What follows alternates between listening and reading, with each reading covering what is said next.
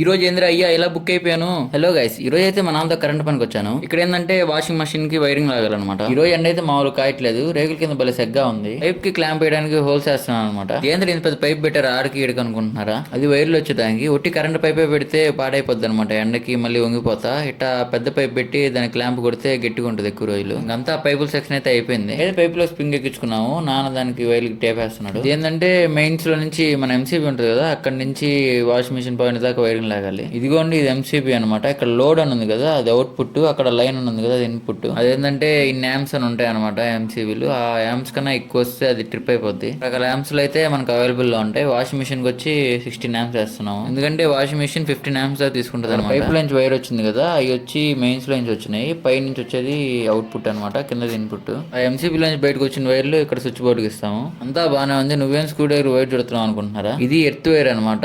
ఇది గట్టిగా లాక్ కడితే తెగిపోయే ఛాన్స్ ఉంది. ఇట్లాగా చుట్టు కడితే స్ప్రింగ్ లాగా వస్తుంది అనమాట. ప్రతి ఇంట్లో ఉండే అప్లయన్సెస్ కి ఎర్త్ ఇవ్వాలి ఖచ్చితంగా. ఎర్త్ వల్ల ఉపయోగం ఏంటి, ఎలక్ట్రికల్ గురించి అప్కమింగ్ వీడియోస్ లో మాట్లాడదాం. మీకు కానీ తెలిస్తే కామెంట్ చేయండి. అలాగే లైక్ చేసి సబ్స్క్రైబ్ చేసుకోండి.